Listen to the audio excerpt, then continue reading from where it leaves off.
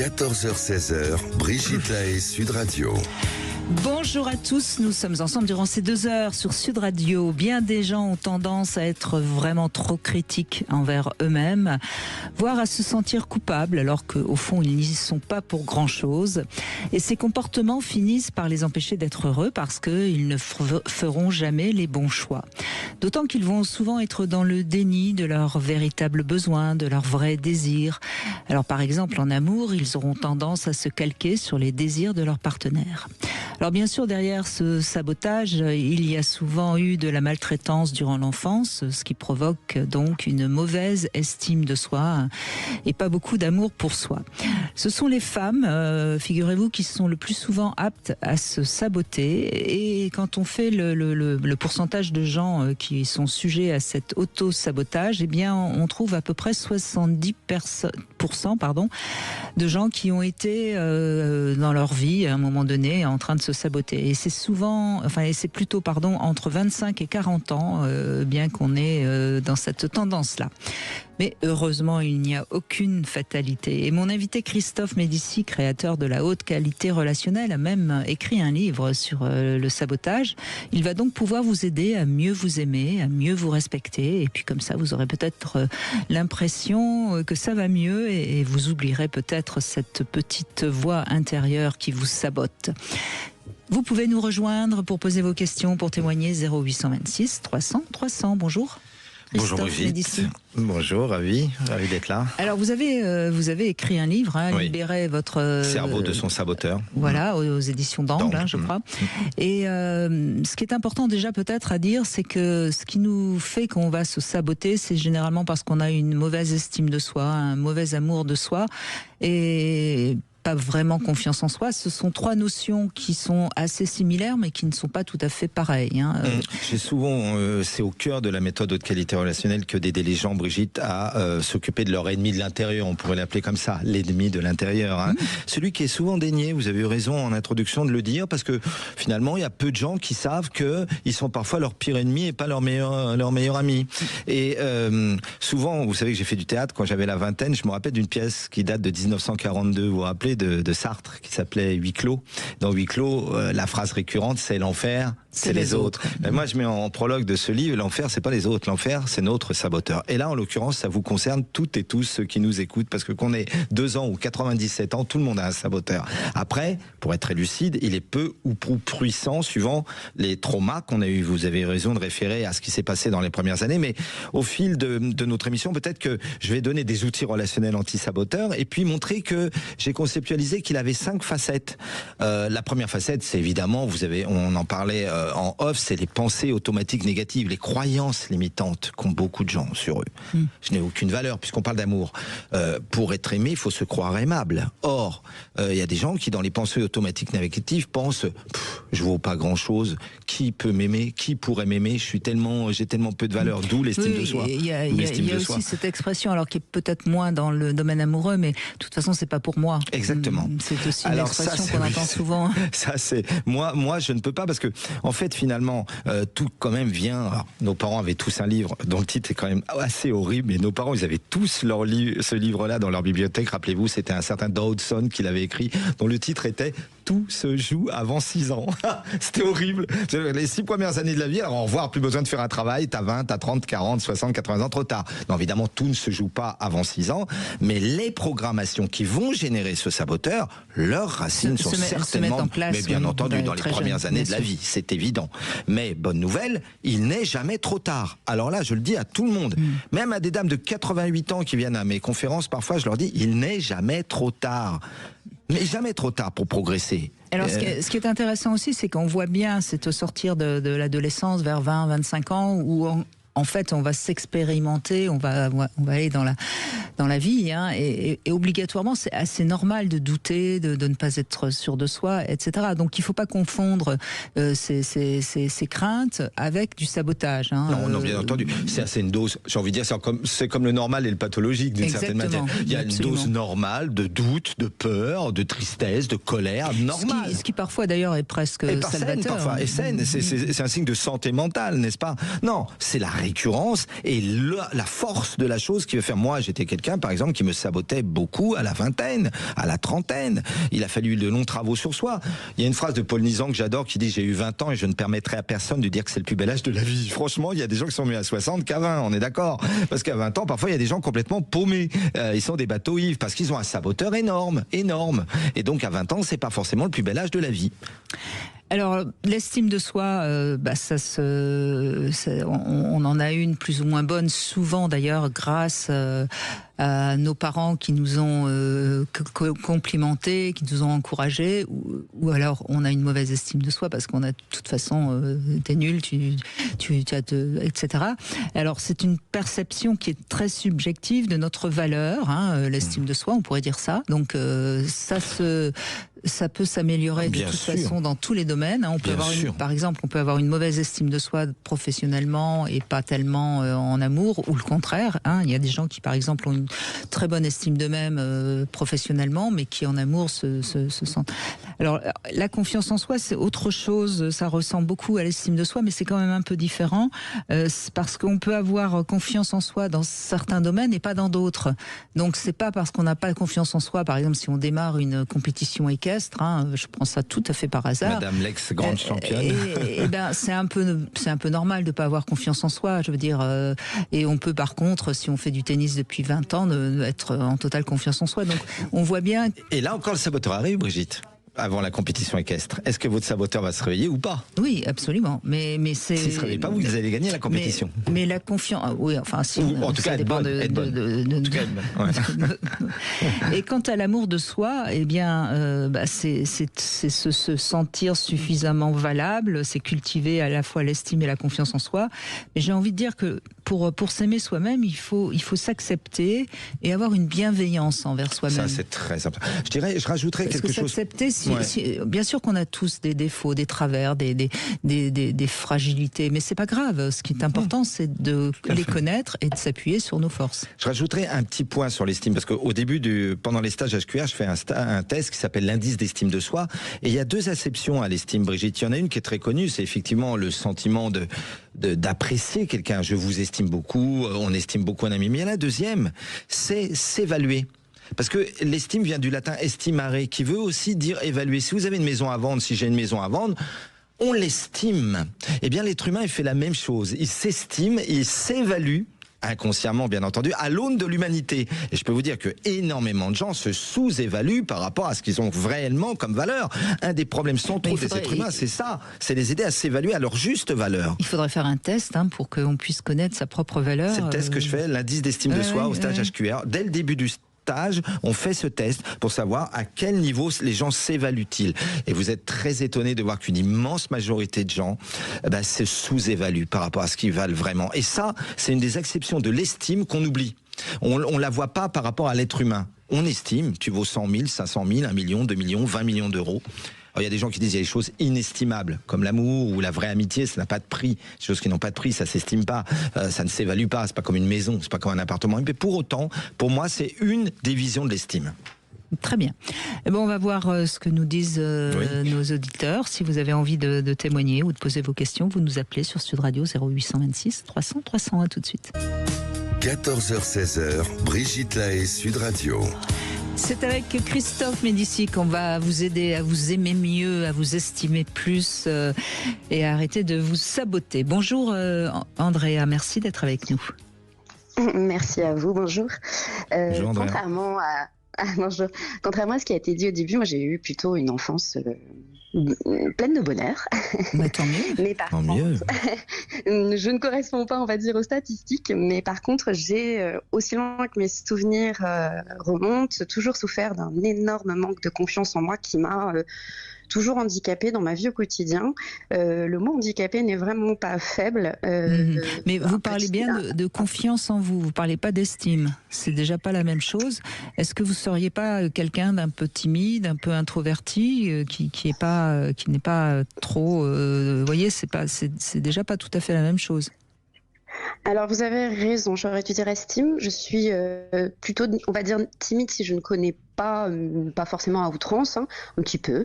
Mais sinon, dans la vie de tous les jours, au contraire, je suis plutôt extravertie, plutôt joyeuse. D'accord. Et à un point que même mes amis, quand ils me connaissent bien et qui voient ce manque d'estime de moi, sont surpris. Par exemple, j'ai toujours voulu tester la première année de médecine. Je ne l'ai jamais fait en me disant de toute manière ça ne sert à rien, tu vas perdre un an de ta vie. Et finalement, je ne l'ai jamais testé, alors que j'étais une bonne élève. Oui, d'accord. Vous étiez persuadé que de toute façon, vous ne réussiriez pas. Et ça, en effet, alors que vous êtes une bonne élève, c'est du sabotage. Je pense, avec le recul. Alors après... Oui. Pardon. Non, allez-y, je vous en prie. Alors après, pour donner un autre exemple, mon mari est comme moi. Et en fait, quand on s'est rencontrés, on a mis énormément de temps à se mettre ensemble parce que l'un comme l'autre, on en parle aujourd'hui en rigolant, mais on se disait mais jamais je pourrais plaire à quelqu'un comme ça, mais il est trop bien ou elle est trop bien pour moi. Et donc on a mis beaucoup de temps et quand on s'est mis ensemble, en fait, c'est nos amis vraiment qui nous ont poussés. Et on s'est dit, mais à côté de quoi on serait passé? Tout le monde a vu que vous vous plaisiez mutuellement, sauf vous, quoi. Vous savez que ça me fait penser à une chanson, Andrea, ça me fait penser à une chanson. Je vais faire un peu de mélothérapie. Vous connaissez Le Premier Pas de Claude Michel Schoenberg? Et non, en fait, il faut que Claude vous fasse faire le premier pas. J'aimerais qu'elle fasse le premier pas. On peut s'attendre longtemps comme ça. Il dit dans cette chanson, c'est un homme qui est fou d'une femme, elle est folle de lui, son voisin. Et pendant des mois et des mois, aucun des deux ne fait le premier pas. Brigitte, c'est un tube des années 70, ça. Hein. Et vous devriez l'écouter tous les deux. Oui, non. Mais je le ferai. Ouais. Le premier pas, Claude Michel Schoenberg. Ça nous correspond parce que ça a duré quand même plus de 10 ans l'affaire. Non. Et finalement, 10 ans. Ah mais oui, on est. Ah non, on croyait 10 mois, nous 3 mois, 10 ans. Non. 10 ans où en fait on était chacun de notre côté. C'est du sabotage, a dit Brigitte. Bon, on s'est trouvés finalement. Mais aujourd'hui, moi je suis suivie par un psychiatre suite à une dépression qui va beaucoup mieux. Et en fait, c'est vrai que ce qu'il m'a conseillé juste la semaine dernière et que j'essaie de mettre en place, c'est déjà de ne pas verbaliser à voix haute parce que j'ai toujours tendance à dire mais excusez-moi pour le monde, mais t'es con, mais t'es bête, oh là là la tronche que t'as ce matin. Et en fait déjà par rapport aux enfants, parce que mes enfants, je ne veux pas qu'ils entendent ça et qu'ils intériorisent ça comme quelque chose de normal, surtout que maintenant elle commence à me dire mais non maman t'es belle, mais non maman. Et du coup de noter dans un petit carnet mes réussites, on va dire. Bien sûr, c'est pas facile. Oui, non, mais c'est important de noter ce que vous faites bien chaque jour, etc. Mais est-ce que vous ne seriez pas un peu perfectionniste ? Ah, totalement. Voilà, bon, totalement. parce que ça c'est quelque chose. Alors, vous voyez, parce que vous parliez de votre enfance qui est heureuse, etc. Mais parfois, on se met un tel idéal et qui parfois, d'ailleurs, est dû à l'un de nos parents qu'on admire, etc. Et on se met un tel idéal qu'on est très perfectionniste et que de toute façon, on ne peut jamais être à la hauteur de son idéal, vous voyez. C'est ce qu'on voudrait. Alors, c'est totalement possible. Et Pardon. Allez-y, je vous en prie. Ce que je pense avec, merci. Ce que je pense avec le recul et tout le travail que je fais depuis 2 ans, j'ai toujours entendu. Donc nous, on est une famille d'émigrés. J'ai toujours entendu mes grands-parents et du coup ma maman dire on a la chance d'être là, on nous a accueillis. Tu dois respecter tout. Tu dois respecter ce pays. Moi, je suis née ici. Voilà. Et voilà, c'est les seules choses que j'ai entendues et qui aujourd'hui résonnent un peu dans ma tête, qui auraient pu avoir un petit peu d'influence sur en tout cas, la manière sûrement, oui. Andrea, vous savez, dans mes stages, je demande aux gens de faire leur indice de satisfaction de vie. Et quand vous parlez de l'estime de soi, et Brigitte vous met l'accent là-dessus, sur ce côté perfectionniste, n'est-ce pas? Il y a une équation qui est très connue par le psychologue qui était le psychologue le plus grand au monde avant Freud. Il s'appelait William James, aux États-Unis. Et à la fin du 19e siècle, William James, il a créé une équation qui expliquait aux êtres humains pourquoi ils ont des problèmes d'estime de soi. Quand ils sont des perfectionnistes, je rejoins Brigitte. Il avait dit, voilà, les êtres humains divisent toujours dans leur inconscient ou dans leur esprit leur succès remporté. Autrement dit, vous avez parlé que votre psychiatre vous demande de mettre vos victoires dans un petit livre, ce qui n'est pas con, un petit carnet tous les jours, voilà. Mais ils divisent, dit William James, leur succès remporté par leurs prétentions. Ça, c'est l'idéal, enfin, le perfectionnisme dont parlait Brigitte. Vous me suivez, Andrea, voyez? Et à chaque fois, donc, même quand ils réussissent quelque chose, ils ne se valorisent pas parce que leurs prétentions dans leur inconscient sont bien au-delà. Parce que c'est ce que Freud a appelé après William James l'idéal du moi ou le moi idéal. Hein. Mais au contraire, chaque petite victoire, disent les Africains, doit être mise à ton actif parce que c'est toi qui l'as fait. Et donc, cette équation de William James, Brigitte, elle fait des dégâts. Succès remporté divisé par les prétentions. Ah oui, je comprends totalement. Quand j'ai j'ai eu une bonne scolarité, j'ai passé un concours et quand assez difficile, et quand je l'ai eu, je me suis dit mais t'aurais pu faire mieux. Ben voilà. Et même ma maman m'a dit oh là là, si on avait été plus cultivé, une famille plus cultivée, si ben voilà, et ben peut-être que t'aurais pu encore faire mieux. Donc, vous voyez quand même comment les injonctions parentales vous ont complètement donné finalement le sentiment que vous pourriez toujours faire mieux, quoi. Et ça, c'est vrai que c'est un handicap, c'est du sabotage, parce que à quoi ça servirait de faire mieux finalement, au fond? Pas grand-chose. Je suis heureuse aujourd'hui, donc finalement.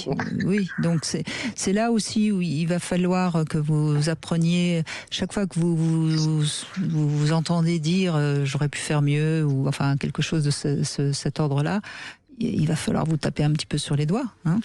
Moi, ce que j'entends de vous, Andrea, à votre voix, parce que j'ai pas mal de clairaudience, moi, par rapport au sociostyle de William Marston, c'est que vous êtes plutôt quelqu'un, d'ailleurs, on est de la même famille, plutôt quelqu'un qui aime promouvoir, qui aime créer du nouveau. Vous devez aimer la nouveauté, Andrea. Je me trompe, c'est juste? Non, vous avez totalement vrai. Ouais. Totalement et donc raison. vous auriez, alors c'est une question qu'on vous pose, Brigitte et moi, est-ce que vous avez des activités comme ça, qui artistiques ou techniques ou peu importe, hein, où vous créez des choses par vous-même? Oui. Beaucoup. Génial. Faites quoi? À quel art? Je fais de la musique et du théâtre. Voilà, eh ben bravo, parce que ça va nourrir la promouvante que vous êtes.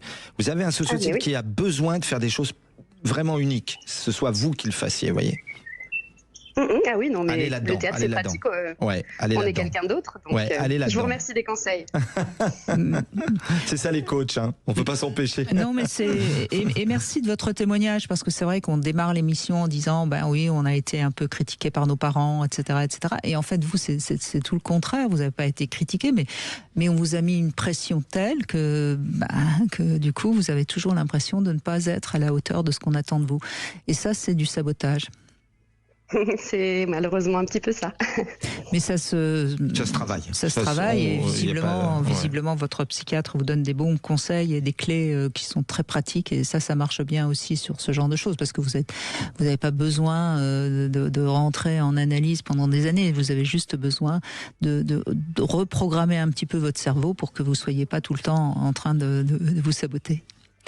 C'est exactement ça, reprogrammer. Merci beaucoup, Andrea. Au revoir, Andrea. En tout cas, merci à vous. Allez, on se retrouve pour le Love Conseil. On va parler de ce livre, justement, l'auto-maltraitance émotionnelle, qui vient de sortir et qui est un petit peu dans le sujet du jour.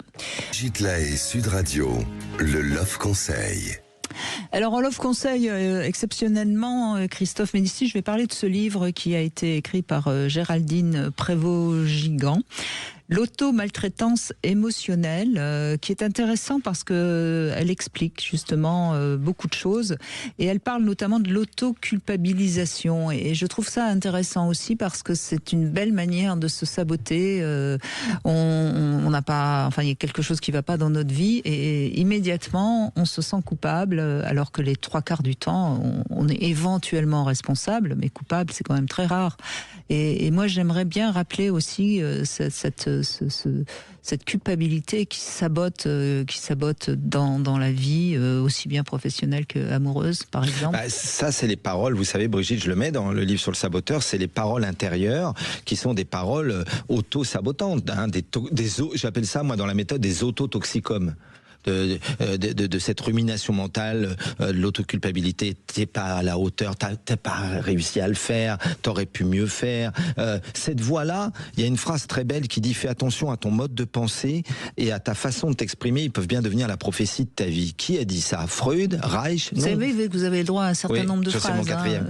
C'est Saint-François d'Assise, et elle a raison dans son livre de parler de ça, Prévost-Gigant, parce que l'autoculpabilité, c'est quelque chose qui fait des dégâts. Parce que comme il y a une prophétie autoréalisatrice, Si ton cerveau il te dit ça et que tu le remets pas en cause, l'erreur que tu n'aurais pas faite si tu ne l'avais pas écouté, eh ben tu vas la faire.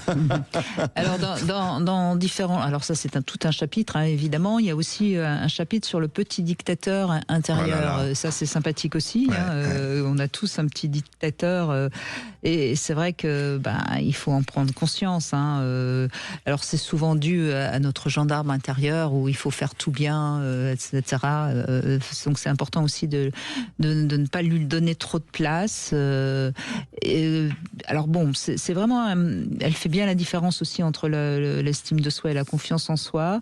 Elle parle des signes d'auto-maltraitance, et il y en a quand même beaucoup. Il y a la rumination des erreurs du passé, il y a le déni de ses besoins, il y a le fameux syndrome de l'imposteur. La procrastination aussi. Oui. 90% des Français se disent peu ou prou procrastinateurs selon une étude récente, vous vous rendez compte ? Et c'est vrai que à force de pas faire ce qu'on doit faire, on s'en veut un peu et c'est du sabotage. Ça, vraiment, c'est typiquement le saboteur, la procrastination, Brigitte. Et en plus, ça peut mener à la fainéantise. Excusez-moi de vous dire, parce que quand tu procrastines, c'est aujourd'hui peut-être, ou alors demain, ou alors après-demain, ou dans 3 semaines. Moi, je connais des gens qui auraient pu faire des grandes œuvres, ou on en faire 40 et ils n'ont rien fait. Parce que je veux dire, pour écrire un livre, faut pas procrastiner. Vous êtes bien placé pour le savoir, Brigitte, n'est-ce pas ? Faut se lever le matin, le midi ou le soir, et prendre sa feuille, son stylo ou son ordinateur, et l'écrire. Or, le procrastinateur, j'ai connu des mecs qui avaient écrit un livre extraordinaire et n'ont plus écrit un seul livre.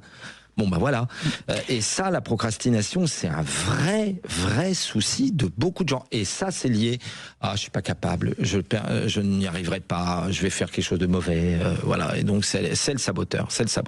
Et évidemment, elle a plusieurs chapitres sur l'amour, et notamment la passion, qui nous fait accepter n'importe quoi. Je disais dans l'introduction qu'on va finalement nier nos propres besoins, nos propres désirs, et on va se plier aux exigences de l'autre. Ça, c'est quand même du sabotage, parce que à force, ça rendra malheureux. Et peut-être que certains qui vont nous appeler cet après-midi vont nous poser la question, mais on pourrait essayer de réfléchir à quand on fait des choix amoureux toxiques. Or, c'est arrivé à tout le monde. Dans votre collection, il y a quelques années, j'avais écrit un livre qui peut se trouver sur Audible maintenant, qui s'appelle Savoir gérer un conjoint toxique. Souvent, pour moi, ça, c'est un choix du saboteur, parce que si tu fais un choix amoureux, et tu tombes folle amoureuse, parce que c'est pas un problème de sentiment, t'es amoureux, quand tu es dans une relation toxique, c'est bien le problème, sinon tu partirais, non, t'es amoureux, et que la relation te détruit, te fait beaucoup de mal, eh bien évidemment que c'est un choix du saboteur. Moi j'appelle ça les alliés extrinsèques du saboteur. Ils viennent renforcer ton saboteur intérieur, parce que si t'es avec un homme qui te fait du mal et que tu restes avec lui, non, une femme meurt tous les jours sous le coup d'un conjoint, on l'a dit 600 000 fois ici depuis des années, mais il y a des hommes aussi qui sont avec des femmes toxiques pour eux, qui les détruisent. Quand vous parlez d'estime de soi, Brigitte, on adore, vous et moi, la phrase de Leleu, vous savez, aimer, c'est aider l'autre à s'aimer mieux chaque jour, mais pour ça, il faut lui envoyer des messages positifs, il faut lui dire t'es formidable, ma chérie, t'es formidable, mon chéri, mais continue, tu vas y arriver. La relation amoureuse peut renforcer ou au contraire détruire. Et c'est là que je voulais en venir. Soi, si l'autre lui dit t'es nul, tu vaux rien, ta bouffe c'est de la merde, comment t'as pas fait ton truc, t'as pas fait ça, et la femme à son homme, pareil. Alors nous, on peut donner un coaching à tout le monde. Alors là, s'il vous plaît, y a une phrase magnifique de Léonard de Vinci qui disait « Un ami, on le critique toujours en privé et on le valorise tout le temps en public. » Combien j'ai vu de couples qui ne faisaient parfois pas ça, parfois Brigitte, et qui détruisaient l'autre, je dis bien détruisaient l'autre verbalement en public. Mais s'il vous plaît, mais même en thérapie de couple, de groupe, où les gens sont là, je suis venu parce que j'en peux plus de lui là, devant des gens qui connaissent depuis 30 secondes, alors je sais pas, on doit se quitter. Mais c'est une horreur.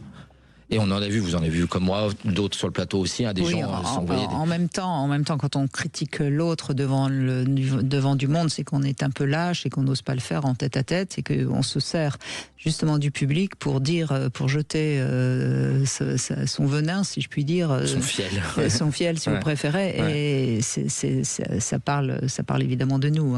Mais ça fait des dégâts. Et la personne. En tout cas, l'auto-maltraitance émotionnelle, c'est aux éditions Erol. Ça peut vous aider si vous êtes vraiment dans du sabotage. Elle parle aussi des différents types de sabotage, etc. Donc c'est un livre assez grand public, assez concret. Pas aussi bien que celui de Christophe Médicis, Libérez votre cerveau de son saboteur aux éditions d'Angle, mais c'est un livre aussi qui peut vous aider et qui vient de sortir. D'ailleurs, si vous voulez, oui, avec joie. Je vous l'offre. Alors, On a déjà donné plusieurs raisons d'être de se saboter. Je crois qu'il faut aussi avoir beaucoup d'indulgence envers soi-même. Qui ne s'est pas un jour traité de nul pour parler poliment. C'est clair, Brigitte. Moi, je dis, alors, peut-être qu'on peut donner 2-3 outils relationnels anti-saboteurs. Le premier, le premier qu'on va donner, il est très simple. C'est essayez de conscientiser quand vous parlez la langue du saboteur. Vous savez que dans le livre, j'ai conceptualisé la langue du saboteur. Pour faire un jeu de mots, je l'ai appelé la sab-langue, langue du saboteur. Et là, on le dit à tous ceux qui nous écoutent, elle parle en PPG. Et conscientiser quand c'est votre langue du saboteur qui parle. P, c'est personnalisation. Vous avez pris 2-3 exemples au début, c'est « Ah bah ça c'est tout moi. Ah bah toi t'as le chic alors. Alors il y a un fou, il est pour toi. » C'est la personnalisation. Alors c'est juste faux, hein. T'as 3 milliards d'humains qui font la même erreur sur la Terre. Non, c'est moi. Il n'y a qu'à moi qu'il en arrive des choses comme ça. Le P de PPG. Deuxième, c'est la permanence. La loi de la permanence, nos habits bouddhistes nous l'ont apprise. Il n'y a rien qui est permanent dans la vie. Mais pour le saboteur, si, il adore 4 mots. Rien n'ira. Tout sera toujours pareil. Rien, tout, toujours, jamais, il adore. C'est faux, mais le saboteur te fait croire que c'est vrai. Et le G, c'est la généralisation. C'est-à-dire qu'il y a plusieurs départements dans la vie, ta santé, ta vie financière, tes amis, tes amours. Bon, bah, tu peux avoir des super amis alors que t'as pas d'amour. Tu peux avoir un amour et pas bien financièrement en ce moment. Non, lui, il prend la peinture noire et il prend tout en noir. Rien ne va. Ça généralise toute ta vie. Tout est noir. Il y avait une très belle chanson, n'est-ce pas, de Johnny là-dessus. Le noir, c'est noir. Il n'y a plus d'espoir. Ça, c'est la généralisation. Essayez, ça, c'est la première clé, de faire taire quand vous parlez ou que vous pensez comme ça. C'est votre sable-langue. Conscientisez-la. D'accord, donc ça c'est un conseil. Premier outil relationnel. Voilà. Et puis peut-être qu'il faut avoir aussi un peu d'humour, je trouve, parce que c'est vrai qu'on a tous tendance quand je sais pas, on casse un verre par exemple, ça peut arriver et tout de suite on se dit oh, je suis nul. Bon, et ben il faut à ce moment-là il faut se moquer de soi, quoi. Bien sûr, c'est pas grave. L'autodérision. Et il faut avoir juste la notion que oui, on n'est pas nul, on a juste été un peu maladroit et puis c'est tout et c'est pas grave. Enfin, si jamais c'était le verre de votre arrière-grand-mère en cristal, bon, peut-être que ça peut être grave, mais les 3/4 du temps, c'est franchement vraiment pas grave. Voilà, donc ça, c'est important aussi à signaler. Bon, on va faire une petite pause et puis on se retrouve dans un instant avec vous, bien sûr, si vous avez envie de témoigner, vous nous rejoignez au 0826 300 300. À tout de suite. 14h-16h, Brigitte Lahaie, Sud Radio. Christophe Médissier est avec nous, fondateur de la méthode haute qualité relationnelle, et on parle aujourd'hui du saboteur qui nous empêche parfois de vivre notre vie, tout simplement. Merci Karine d'être avec nous, bonjour. Oui, bonjour Brigitte, bonjour Christophe. Bonjour Karine. Bonjour Christophe. Alors moi en fait, ce saboteur, comme vous dites, il prend une grosse place dans les prises de décision. Souvent, intéressant ça. Voilà, c'est-à-dire qu'il y a quelque chose qui m'intéresse, un projet, et un tas de questions. Alors ça débite un maximum et du coup ça me fige. J'en suis tellement arrivée que je suis figée physiquement aussi, vous voyez. J'ai des problèmes pour me déplacer. Et en fait c'est trop se poser de questions sur... en fait c'est le manque de visibilité, le manque de sûreté, à savoir est-ce que ça va fonctionner ou pas, est-ce que je dois prendre cette décision ou pas. D'accord, c'est-à-dire que votre saboteur vous montre tout ce qui peut ne pas marcher, tous les inconvénients, exactement, tout ce qui va... Voilà. Et à force, on n'y va pas, quoi. Il n'y a pas de hasard, il y a des rendez-vous. On en parlait en off il y a quelques secondes. Vous imaginez, Karine, ce que vous êtes en train de nous dire. Vous savez, les neurosciences nous apprennent beaucoup de choses ces dernières décennies sur toutes ces affaires-là. On prend, disent-elles, 20 000 décisions par jour. En fait, moi, je ferai une distinction entre choix et décision, Karine. C'est-à-dire que on prend 19 999 choix. Je veux dire, m'habiller en rose au lieu qu'en vert, c'est pas comme une décision. La décision, c'est je la quitte ou je reste avec elle. Je change de métier. Une décision, ça a plus d'impact. Voilà, pour autant, les études ont prouvé que les gens qui réussissent leur vie, on en parlait il y a quelques secondes avec Brigitte, c'est les gens qui, lors du moment présent, qui un examen, qui une compétition. Mais arrêtez de parler de ce qu'on se dit hors antenne. Les gens vont finir par croire que ce qu'on dit hors antenne est plus intéressant. C'est pas vrai. Mais non, c'est autant intéressant. Vous devriez être avec nous hors antenne. C'est autant intéressant. Non, ce que je veux dire, c'est que ça m'a rappelé que il y a un dieu grec, Brigitte. C'est de ça dont on parlait en fait, qui exprime bien ça, qui image bien ça. Ce dieu, on l'appelle Kairos. Kairos, c'est qui? C'est le dieu de la chance du moment présent. Brigitte parlait en off d'une compétition, moi je parlais d'un examen, vous voyez. Quand tu es dans ce moment, Il n'y a pas un autre moment, hein. Ce ne sera pas après, ce ne sera pas avant. C'est maintenant, il faut saisir maintenant Kairos. jamais. Voilà, Ouais, il faut saisir ça. Kairos. Et quand vous vous posez trop de questions, Karine, vous saisissez pas Kairos. Vous voyez ce que je veux Et dire? ça met la pression et en fait, on a l'impression que c'est maintenant ou jamais. Et c'est là que le libre arbitre entre en jeu. Et c'est là qu'il faut décider. Ben oui, Et la prise de mais si décision, si en amont vous vous mettez tellement d'obstacles, c'est jamais. Hein, ça peut pas. Vous pouvez pas le saisir ce beau moment puisque déjà vous l'avez complètement scié. Voyez. Oui, non, je parle pas pour tout le temps. Je parle que pour certaines choses, oui. Pour les prises de décision, par exemple pour le travail ou les choses comme ça, on réfléchit, on se dit on a tel âge, attention, si je réussis pas, ce sera comme ça. Est-ce qu'il vaut pas mieux jouer la carte de sécurité et plutôt rester dans cette situation-là? Alors ça c'est des choix. Alors ça c'est un choix. Moi j'aime bien rappeler une chose quand même très intéressante. Dans la vie, on a la sécurité d'un côté et la liberté de l'autre. Et on peut, chacun peut choisir où il met le curseur. Pendant le Covid, les gens ont préféré la sécurité à la liberté. Moi, ça m'a surprise parce que je préfère la liberté à la sécurité. Mais après tout, j'ai respecté. Il faut respecter le choix de la société. Mais voyez, on peut, par exemple, je vais vous donner un autre exemple très très matériel. On peut faire le choix d'avoir la sécurité avec un appartement qu'on achète et puis on se retrouve avec un crédit qu'on va payer pendant des années. On n'a plus la liberté, mais au moins on a la sécurité. Et en amour, Brigitte, le nombre de femmes et d'hommes qui restent avec un homme ou une femme qui n'aiment plus depuis des années pour la sécurité, pour les bénéfices secondaires. Et c'est leur droit. Et c'est leur droit. Et il y a une étude qui a prouvé que sur 100% des vies et des mariages ou non mariés durables, il n'y en a que 20% qui sont durables et heureux, Brigitte. 80% sont durables, mais plus heureux. Et c'est pour la sécurité dont vous parlez, Brigitte. C'est pas donné à tout le monde. Oui, aventurier, voilà, tout le monde n'est pas aventurier. C'est la vie. On peut être obligé, on n'est pas obligé d'être aventurier. Exactement. Le tout, c'est d'être lucide sur ses choix et sur ce qu'on a décidé, vous voyez. Et si vous êtes lucide. C'est prise de risque. Si vous êtes en effet très peu sujette à prendre des risques parce que vous avez peur, parce que c'est quelque chose qui devenez fonctionnaire et puis vous serez tranquille, et vous serez très heureuse. Vous voyez, je crois qu'il faut vraiment. Moi, c'est plutôt les expériences que j'ai eues qui m'ont amené à réfléchir beaucoup plus avant de prendre une décision. Avant, j'étais aventurière. Mais vous avez comme vous dites, alors, pas forcément des bons choix au niveau professionnel comme au niveau privé. Et aujourd'hui, voilà, je me suis un peu calmée et du coup, j'y vais.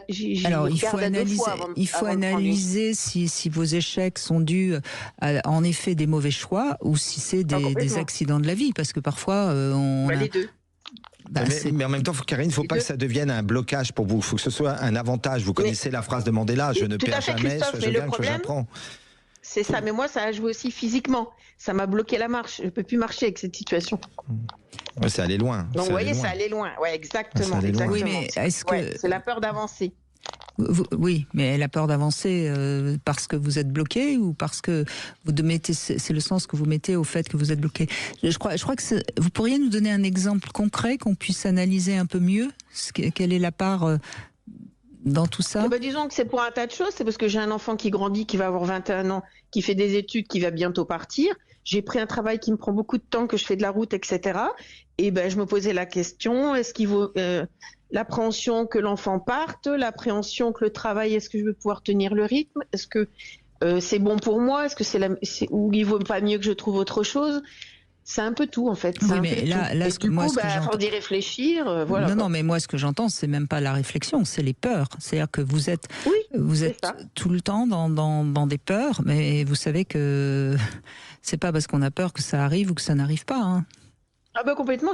Oui, tout à fait. Si ça arrive, ça arrive. Mais je veux dire, prendre des risques aujourd'hui, maintenant, j'ose plus, quoi. Je me dis, est-ce que je suis pas mieux dans ma situation? Et puis, je bouge pas. Ne bougez pas et arrêtez de vous projeter dans des choses que vous devriez faire et que vous ne faites pas. En même temps, Karine. Oui, mais Brigitte, quand vous avez un caractère à vouloir, si vous voulez, toujours améliorer les situations, toujours faire mieux, etc., on se rend compte, passé un certain âge, que cette envie-là et cette possibilité-là, on n'arrive plus à passer le pas, quoi. C'est-à-dire qu'avant, autant je l'aurais fait il y a 20 ans. Je peux vous poser une question. Je peux vous poser une question. Oui. Est-ce que vous êtes déjà vous dites que vous n'arrivez pas à marcher, c'est-à-dire que vous avez quand même un travail, vous êtes handicapé ou vous marchez? Ça, ma Non, question. je marche, mais difficilement. D'accord, vous marchez, d'accord. En fait, oui. Est-ce suis que en vous arrêt, êtes je suis en quelqu'un, arrêt. ouais, j'ai compris. Est-ce que vous êtes quelqu'un qui aimez vous fixer des envies de progresser ou vous dites, oh bon, on est comme ça, c'est déjà Oui, bien si, comme ça? si. Bah, Vous bien êtes de sûr la que première si. famille. Donc Brigitte a Oui. bien raison de vous dire que quel que soit l'état dans lequel vous êtes, je rejoins ce que je vous disais en début d'émission, Oui. il n'est jamais trop tard parce que vous, ce qui fait votre bonheur, c'est d'avancer, c'est de changer, Complètement. vous comprenez, Oui. et de changer Oui. en mieux. Moi, il y a une phrase qui a toujours été mon phare en tant que formateur d'adultes et coach en mental, c'est la phrase de Wilhelm Reich, vous savez, aider les gens à aller jusqu'où ils peuvent, virgule, et un peu plus. Parce que les êtres humains, Brigitte vous le dit à chaque fois, ils vont jusqu'où ils croient pouvoir aller. Ils vont pas jusqu'où ils peuvent aller réellement, ils vont jusqu'où C'est leur ça, croyance ouais. de leur saboteur leur fait croire. Exactement, Vous comprenez bien, c'est Karine, ça. ça. Ils nous Vous êtes limitent, suffisamment ça nous intelligente, limite. je le Et sens. oui, bien sûr, complètement. Alors, dites-vous qu'il est jamais trop tard.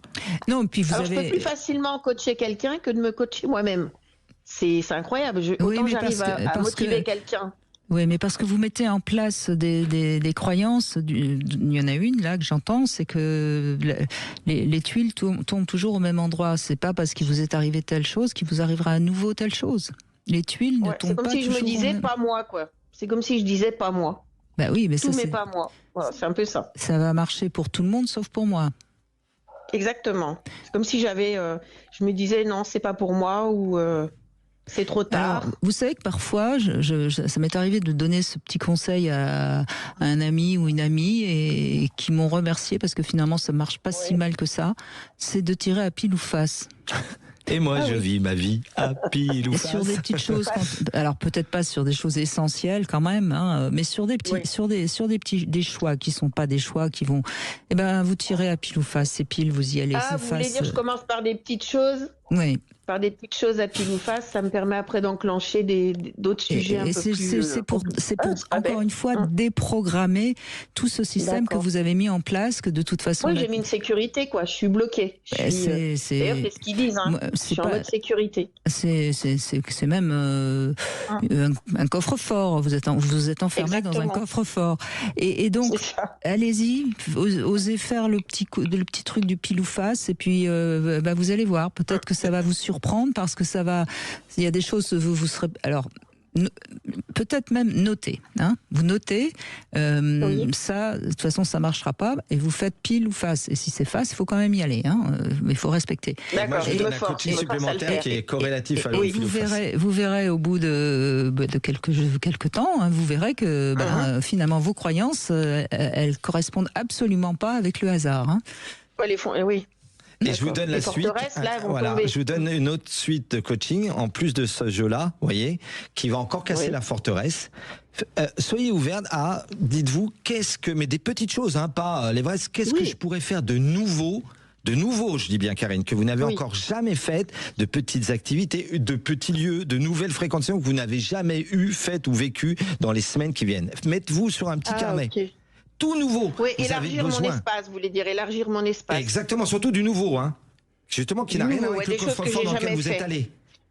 Ok, Faites c'est-à-dire ça. que je sors du connu, quoi. Et Je là, sors de voilà, ma vous rentrez sécurité, dans ce qu'on a. dans Voilà, mon voilà, cadre. on vous propose ça aussi. C'est Ok. un bon coaching, Ouais, ça. c'est pas mal. J'appelle Tout à ça fait. l'EF9, l'effet novateur. Ok. Il y a une phrase très M'amener belle à du- voir plus Ouais. loin. À voir Vous plus allez le loin, tenter, les deux ailleurs. trucs. Vous les tentez, vous nous en Ah direz oui, des tout à nouvelles. fait. Moi, Voilà. D'accord, il n'y Ouais. a pas de souci. Mm. Ouais, ok. Voilà, Ça peut parce que- m'aider, effectivement. Oui, je crois qu'il faut, mais en même temps, soyez un petit peu indulgente aussi avec vous-même. Vous avez visiblement quand même traversé quelques épreuves. Vous le payez peut-être un petit peu cher avec votre santé. Bon, donc soyez aussi un petit peu indulgente avec vous-même. Mais enfin, je veux dire, votre vie ne s'arrête pas de toute façon.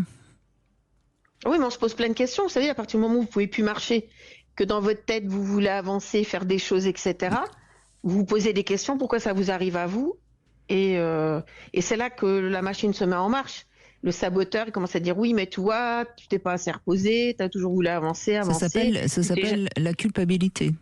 On a parlé de la Aussi. sablangue, là. Vous avez entendu Voilà. en début d'émission, là, le PPG du livre Ouais. sur le saboteur. Ne l'écoutez C'est ça. plus, cette voix-là. Ça m'est arrivé. C'est incroyable, hein. Mais c'est donc Si on n'écoute que ça, on fait plus c'est rien. de ma faute. Mais non, c'est pas de votre faute. Encore une fois, il faudrait analyser en détail ce qui vous est arrivé et voir quelle serait éventuellement votre part de responsabilité. Mais vous savez, il y a des gens, ils traversent au passage clouté alors que c'est vert pour eux et ils se font renverser par une moto. C'est ça. Oui, c'est ça, il n'y a pas la maîtrise de tout. Quoi. Et excusez-moi, là, on peut quand même pas se sentir responsable de quoi que ce Et soit. puis, comme disait Huntley, vous savez, le poème Invictus, qui était le poème préféré de Mandela, qu'il a appris par cœur, qu'il se disait pendant ses 30 ans de prison, je suis le capitaine de mon âme et le maître de mon destin. Je vais vous donner un petit coaching. Le soir, vous savez, Karine, juste avant de vous endormir, vous dites 3 merci pour des choses que vous avez appréciées dans la journée. 3 gratitudes. Vous avez, par exemple, j'ai adoré faire l'émission à un moment donné avec Brigitte et Christophe aujourd'hui. Vous voyez, vous faites le soir ça. Vous allez vous endormir là-dessus. Et le lendemain matin, Oui, sur de la satisfaction. Voilà. Et le matin, dès que vous ouvrez les yeux, vous faites vos 3 chouettes de la journée. Comprenez ce que c'est les chouettes? Vous dites, chouette, aujourd'hui, il y a ça. Parce que cette vie, c'est vous qui l'a créée, Karine, personne d'autre. Voyez? Et donc, si vous dites chouette, aujourd'hui, je vais déjeuner avec mon amie Isabelle. Voyez? Chouette, c'est un truc, un rendez-vous. Et c'est important de dire chouette et non pas hibou. Hein. Parce que la chouette porte bonheur, pas le hibou. Absolument. La chouette porte bonheur, la chouette d'or. Après, ça Bravo Karine. Vous faites vos chouettes de la journée, parce que kiffez votre vie. La vie, c'est un jeu. Donc, jouez-la joyeuse. Jouez-la joyeuse. Et comme on dit, on se crée son propre bonheur. Ben alors, vous en on êtes l'attend pas consciente. des Pourquoi autres, vous mais faites... c'est vrai. Oui, bien sûr. Mais alors, pourquoi vous le faites pas? Just do it, comme dirait Nike. Vous en êtes consciente. C'est parce que c'est comme si vous étiez dans un corps qui veut plus avancer. Oui, à un moment mais ça donné, aussi, vous peut-être dites, que ça peut progresser. Vous avez beau avoir la tête pour avancer, si le corps suit pas, c'est compliqué. Oui, mais vous savez, on peut faire plein de choses dans la tête. Vous avez des handicapés qui ont fait des choses extraordinaires. Regardez un mec qui avait un autre prénom et qui maintenant s'appelle Grand Corps Malade. Vous avez vu, Karine, ce qu'il a fait de son accident? Et il dit toujours, Fabien, j'aurais peut-être pas la vie aussi extraordinaire si j'avais pas pu devenir Grand Corps Malade, parce que j'ai plongé dans une piscine où je suis explosé. Donc, vous savez, parfois, regardez Philippe Croison, accent domestique, il a plus de bras, plus de jambes. Et le mec, il a une vie incroyable, incroyable. C'est peut-être un tournant pour me faire autre chose. Voilà, c'est ce que je vous sous-entends, et Brigitte, ce qu'elle vous dit aussi. Oui, d'accord. Mais c'est ça va le point bien, peut-être que voilà. Vous savez, c'est la fameuse phrase psychologique qui dit quand il nous arrive un événement, on ne peut pas le changer, mais en revanche, ce qu'on va en faire, c'est de notre entière responsabilité. Donc ça, c'est quand même quelque chose d'important. On peut de tout événement en faire quelque chose de positif, même les pires choses qui peuvent nous arriver. Mais ça demande, beaucoup de bienveillance vis-à-vis de soi et sortir du rôle de victime. Oui, c'est ça. Mais surtout que l'environnement ne fasse pas aussi le fait de s'abattre sur mon sort et de me dire que oh là là, comment tu vas faire, etc. C'est vrai que ça joue ça aussi. Alors, deuxième clé peut-être. C'est du bourrage de crâne, les gens vous parlent et on a l'impression que ça y est, on est perdu. Vous me permettez de donner une deuxième clé de coaching contre le saboteur, vous voyez, Karine, merci. Deuxième clé, c'est réfléchissez à votre cercle de qualité relationnelle et à votre capital relationnel. Il y a des relations qui sont fastes et qui vous aident à vous libérer de votre saboteur. Il y a des relations toxiques qui, au contraire, sont contentes que vous ayez un saboteur. Et il y a un grand rappeur qui s'appelle Wiz Khalifa qui avait dit dans une de ses chansons, certaines personnes rendent ta vie meilleure en rentrant dans ta vie, alors que d'autres rendent ta vie meilleure en sortant. C'est absolument. Et puis le meilleur compagnon, c'est quand même soi-même, hein, Karine. C'est ça, bien sûr. Donc j'en suis amplement.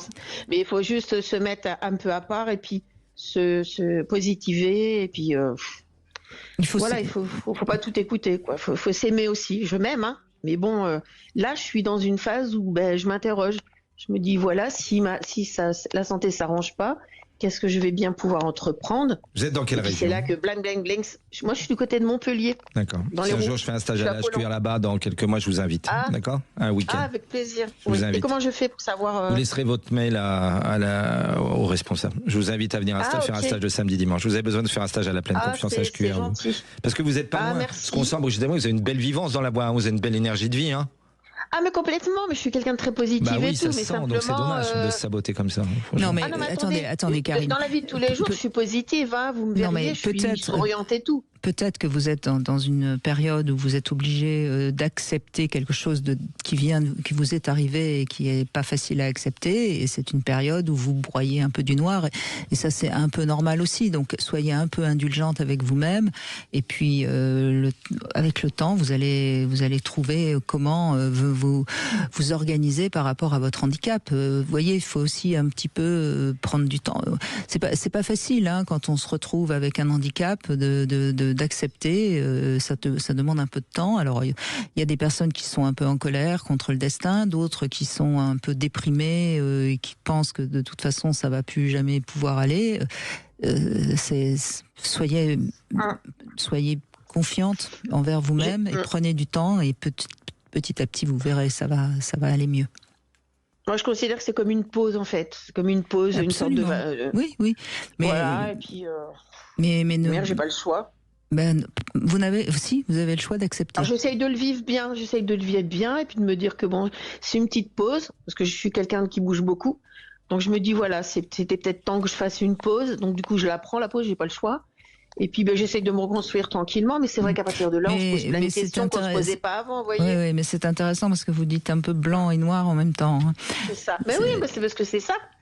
C'est parce que d'un côté, je veux que ça aille bien, mais de l'autre, ça suit pas. Donc je me dis, voilà, je me pose des questions, j'essaie de savoir. Vous saurez quand vous aurez accepté. C'est vraiment le message qu'on peut vous donner.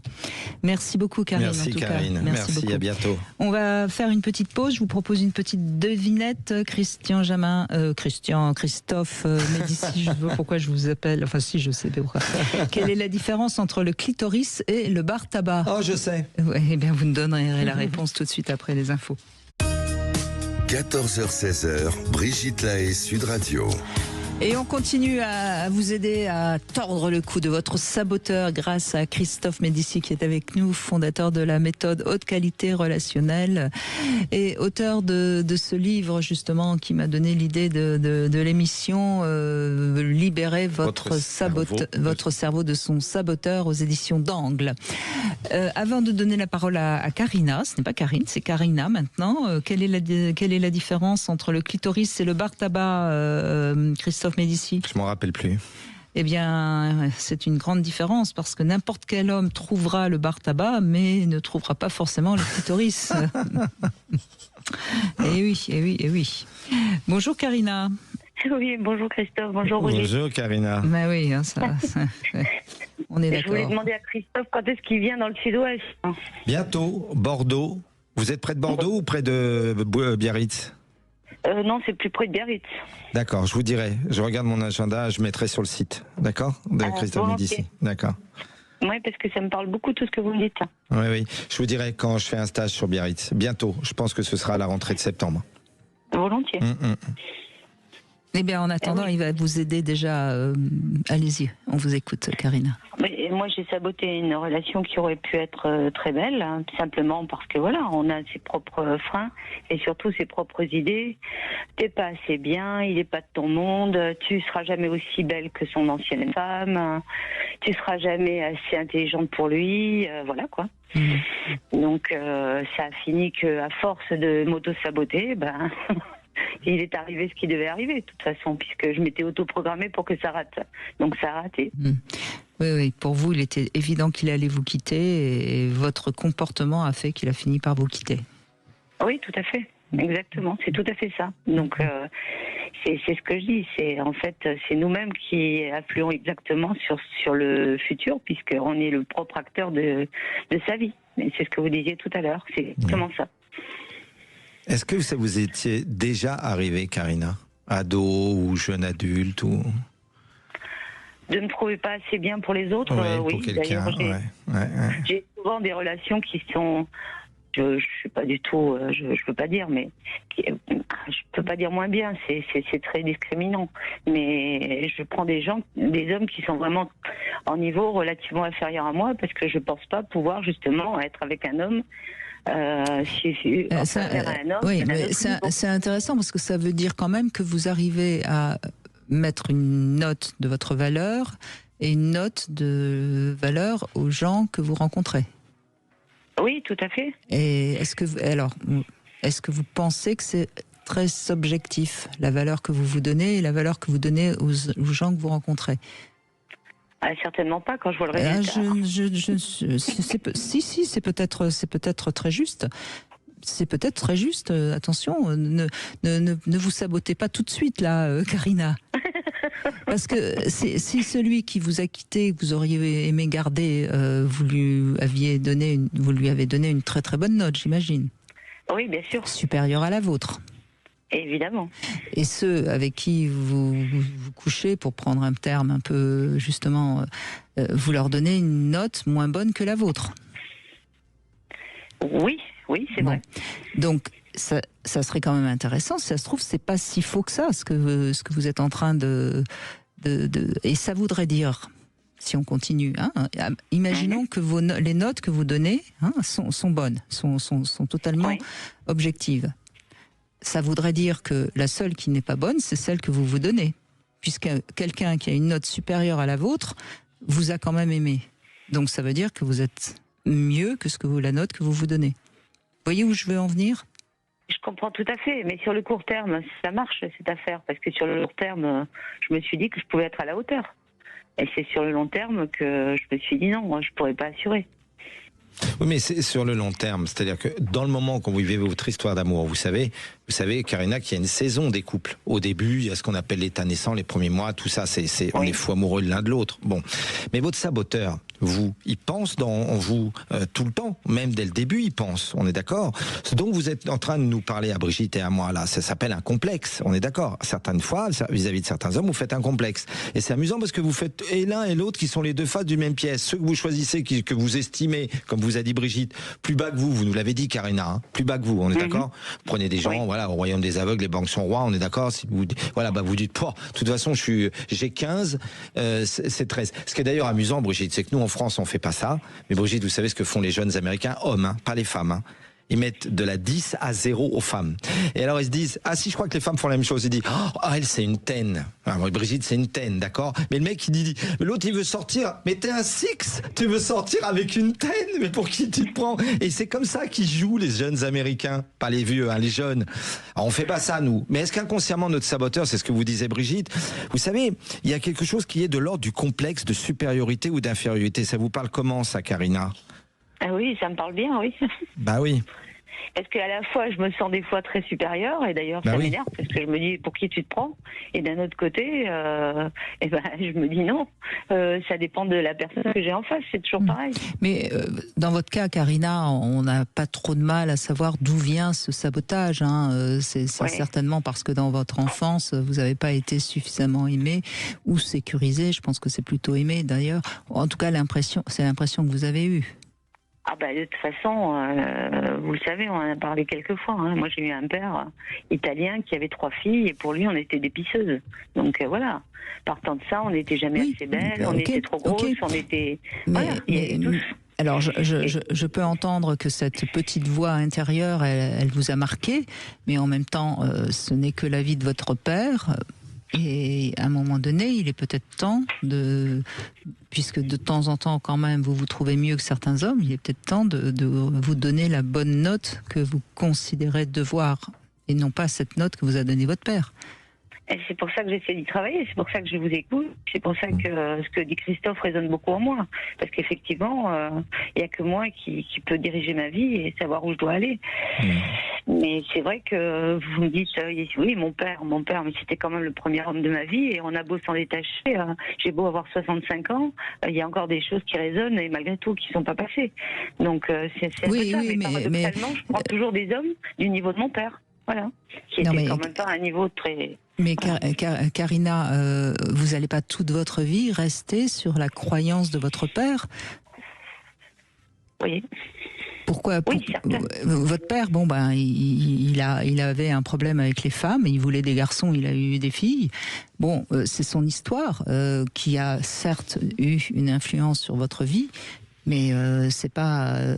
Là, on a l'impression que vous n'êtes pas sorti de cette enfance et de cette adolescence. À un moment donné, il faut devenir adulte.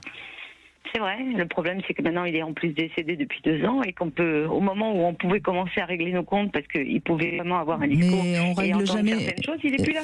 On ne règle jamais nos comptes en tant qu'enfant et adolescent avec nos parents. On ne les règle jamais. On doit accepter. Encore Et une c'est fois. surtout pas, même vivant ou même mort, c'est pas avec eux que ça se joue, Karina. Ouais. C'est pour ça que j'aimerais bien, ce serait bien que vous veniez à un stage de HQR de week-end.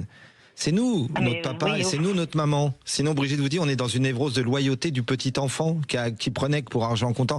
Il y avait un romancier, Brigitte, qui avait écrit un livre, il avait pris un pseudo, d'ailleurs, c'est un clin d'œil. Hein. C'est un très, très, très vieux livre. Il va vous parler le titre, Karina. Il avait pris comme pseudo Oresme, c'est un psychanalyste aussi, de syndrome, comme un jeu de mots. Hein. Et le titre de son roman, c'était Comment se débarrasser de ses parents sans crime ni châtiment, clin d'œil à Dostoïevski, d'accord, crime et châtiment. C'est vraiment, mais le but d'une vie. Parce que le nombre de gens qui sont dans une névrose de loyauté par rapport à des injonctions relationnelles et des messages qu'on a reçus quand on avait entre 0 et 6-7 ans, vous avez vu ce qu'on avait dit en début d'émission, vous vous rappelez, hein, les premières années.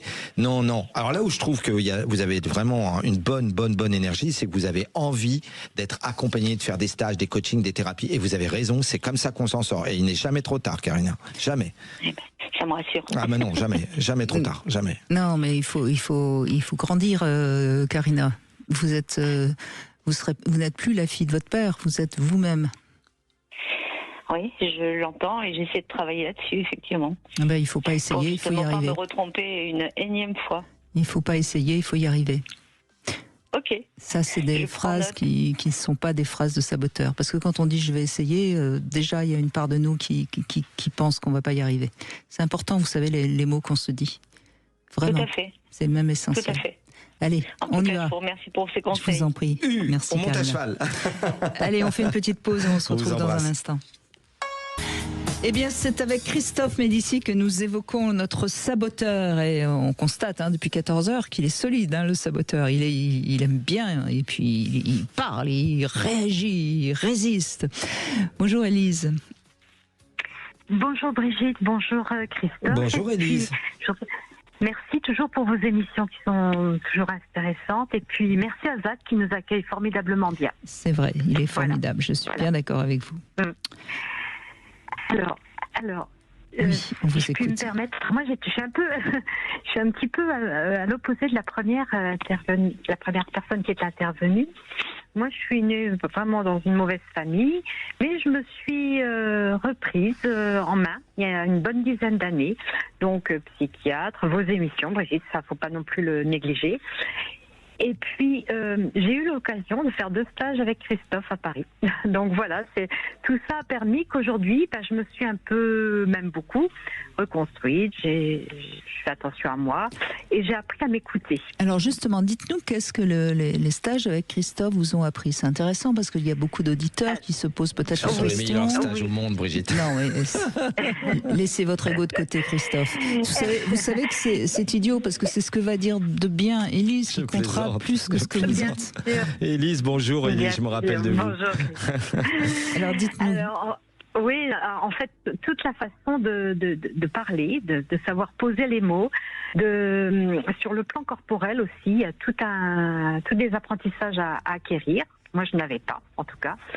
Et puis, c'est très structuré. Alors c'est intéressant, je relève. Christophe Médici, dans vos stages, vous donnez des positions du Absolument, corps. on fait de la programmation neurogestuelle. Oui, et ça c'est vraiment important parce qu'on parle toujours de la tête qui fait que on va avancer, que du coup le corps va aller mieux. Mais l'inverse est tout aussi vrai, c'est-à-dire que si notre position du corps bouge, eh bien là, ça va bouger dans la tête. Et c'est très bien ça, Christophe. Merci, Madame Lahaye. Mais non, mais je n'ai jamais participé à aucun de vos stages, donc je Vous me n'en avez renseigne. pas besoin. Mais Élise, c'est vrai que... Alors après, vous dites donc c'est très structuré, c'est ça, Élise ? Oui, ça m'a restructuré. Toute l'organisation, en fait, je trouve qu'on garde les classeurs, on garde tout. Et moi, j'ai besoin de cette pour passer. J'ai besoin de m'y replonger. Vous avez les cahiers. Ils ont des supports de cours de 80 pages et j'ai vu des directeurs de maisons de retraite, des directeurs de mairie, 10-15 ans après avoir leur support de cours haute qualité relationnelle. Brigitte, ils l'ont à côté d'eux pour voir au quotidien avec la personne en face comment ils doivent communiquer. Mais vous savez, Élise, ça me touche énormément. Brigitte avait raison, parce que c'est tout le sens de la méthode que j'ai créée, qui m'a été donnée d'ailleurs un soir de 2008, hein, c'est d'aider les gens à se sortir de tout ce dont on parle. C'est pour ça que Brigitte et moi, on a autant de points communs. On est amis parce que ce qu'elle fait, elle, c'est de la HQR depuis 25 ans dans les médias. Voilà. Donc, mais si vous saviez, Élise, comme malheureusement, moi, à chaque fois que je fais un stage de week-end, quand on revient le lundi, on se rend compte les erreurs communicationnelles que font les gens, n'est-ce pas, Élise? Ah oui, c'est oui. énorme. Mais moi, la première, hein, c'est vrai que si j'avais pas appris, je serais sûrement restée dans mes erreurs. Hein. Vous donnez plein d'astuces au cours de vos stages, comme le petit carnet, comme l'objet. Enfin bon, vraiment, il y a vraiment plein d'astuces. Je vais pas les énumérer toutes parce que allez-y. ça va prendre beaucoup de temps. Mais oui, non, il y a moyen de s'appuyer dessus et longtemps après. Merci beaucoup, c'est très touchant. Je savais pas, hein, je vous ai pas payé, hein, je vous ai pas demandé d'appeler. On n'est pas de mèche. Non, je l'ai même pas dit à Zach. Je me suis dit, je me permets de le faire, mais voilà. Ouais, mais c'est très touchant parce que c'est une belle, c'est vraiment touchant, Brigitte. Hein, Mais oui, on sait que vous êtes un grand sensible, Christophe Médicis. on sait que vous êtes un grand sensible. Non, mais c'est bien parce que ce sont des choses, donc si j'entends bien, ce sont des choses très concrètes, des outils. Oui, tout à fait. Et qui m'ont fait beaucoup de bien et puis qui sont d'une grande réalité, qui ont été très concrets, comme vous dites, Brigitte, pardon. En revanche, si je puis me permettre, alors moi justement, j'ai appris à m'écouter, écouter les paroles de mon saboteur, etc. Mais il en demeure pas moins vrai que je bloque, mais alors complètement mon insu, parce que je ne vois, au contraire, moi je suis quelqu'un de battante. Là, je ne me plais plus dans la région où je suis arrivée il y a 5 ans. Je suis prête à repartir alors que j'ai 60 ans. Je vais partir dans une autre région. Voilà, je ne m'apitoie pas sur mon sort en me disant qu'est-ce que je suis malheureuse d'être là. Ça va pas. Bon, j'ai fait le tour du truc, ça va pas. Je suis pas adaptable au secteur. C'est tout, c'est pas grave. Je sais que je peux l'être ailleurs. Donc je retrousse mes manches et j'y vais, j'avance. Bravo. Ça veut dire que vous avez une capacité quand même à oser malgré des peurs et c'est ça qui est ça c'est un atout. Hein, Oui. C'est vrai, mais néanmoins, et c'était ce en quoi j'avais envie de parler aujourd'hui ou de vous poser la question, c'est que je suis seule. Je ne m'interdis rien. Alors, pas en termes de relation d'un soir, hein, c'est pas mon truc, donc voilà. Mais je ne m'interdis aucune personne, en tout cas, qui m'intéresse. Et le drame de ma vie, et ça, c'est quelque chose qui a été en fil rouge de toute ma vie, c'est que les hommes qui m'intéressent, puisque moi je suis hétéro, eh bien, je peux avoir quelque chose avec eux, mais eux, entre guillemets, alors ça se passe bien pendant un temps, mais me rejettent, ne me choisissent pas. Et c'est un drame parce que j'ai beau essayer de réfléchir à des pensées qui pourraient me saboter, voilà, et puisque je repense souvent à tout ce que j'ai pu apprendre, eh bien je ne comprends toujours pas.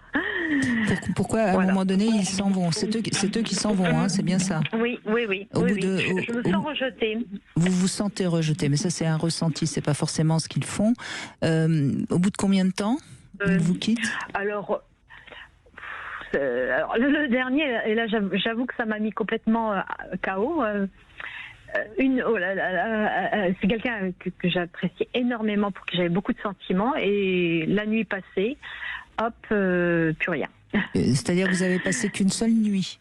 Oui. Oui, mais ça. Alors, celui d'avant, c'était trop. Alors, c'était quelqu'un qui me semblait extrêmement bien, donc qu'est-ce qui fait que je ne me plante?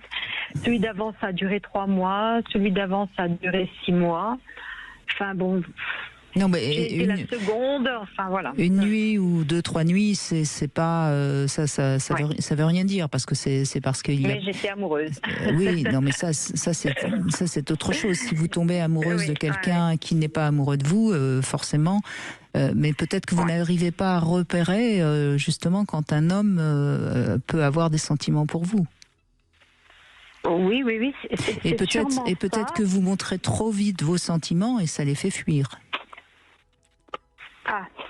Parce que un homme, si je suis très pardon, excusez-moi Brigitte. Je vous en prie. Mon psychiatre me dit qu'au contraire, je suis presque trop dans la retenue, je suis quelqu'un de très prudente dans mes paroles, je ne suis pas extravertie.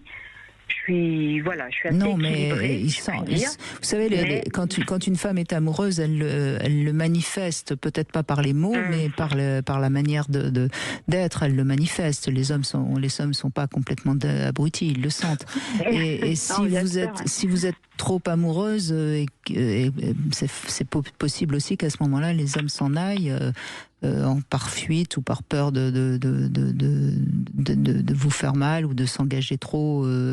Enfin, vous voyez, peut-être qu'il faut comprendre pourquoi vous avez tant besoin enfin, c'est pas, on le fait pas exprès, mais pourquoi vous tombez si facilement amoureuse, parce que visiblement c'est quelque chose qui se répète.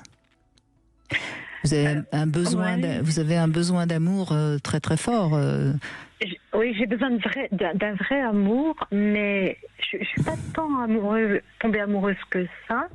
Mais à chaque fois, en tout cas, que ça l'a été, j'ai 60 ans cette année, ça n'a jamais été ce que je veux dire, c'est que je crois que vous mettez dans ces relations qui démarrent trop de sentimentalité. Peut-être, c'est une piste que je vous donne. Je suis pas sûre que ce soit la bonne.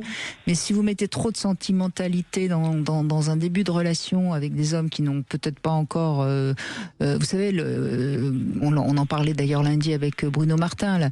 L'homme commence par la génitalité, passe par la sentimentalité. La femme fait souvent le contraire. Mais si on fait trop de sentimentalité avec un homme au début, on le fait fuir. Hein.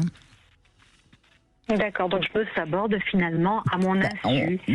Dans ce que vous dites, oui, on a l'impression de toute façon qu'il y a du sabotage, oui. En même temps, Élise, on peut parler de la haute qualité relationnelle, n'est-ce pas ? Ce n'est pas une fatalité, on est d'accord ? On peut changer, tout est changeable.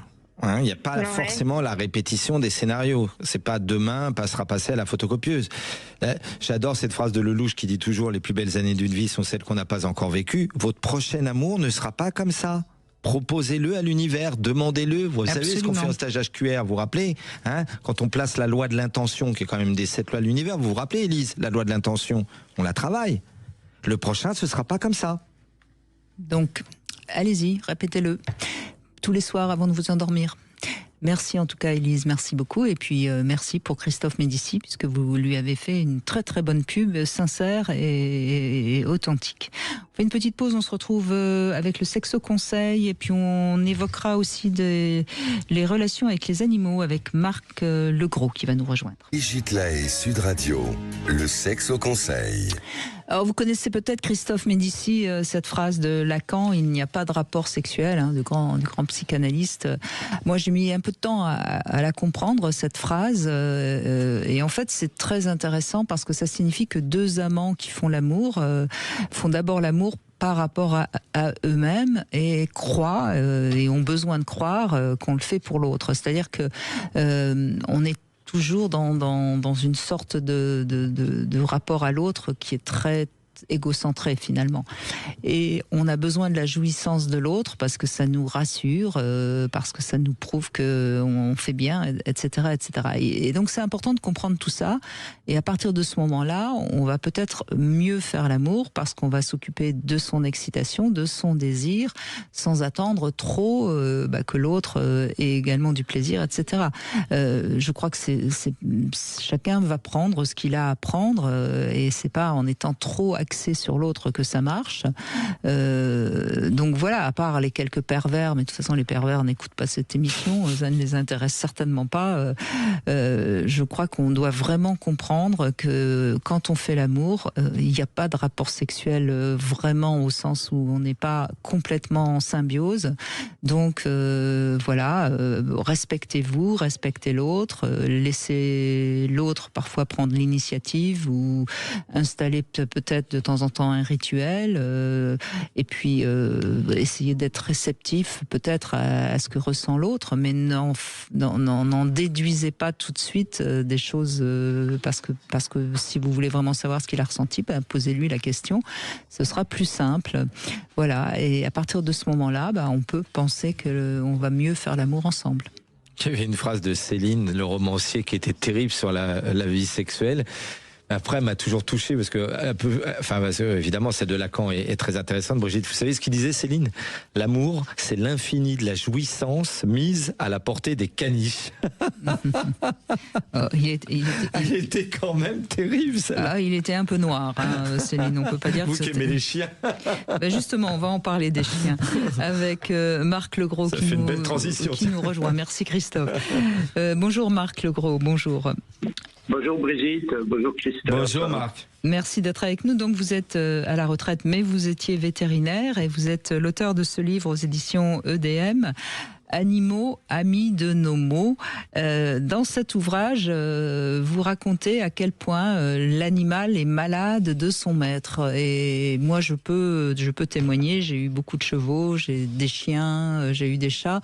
Et c'est vrai que quand on observe bien ce qui arrive à nos animaux et ce qui nous arrive dans la vie, on peut parfois faire des liens très, très intéressants.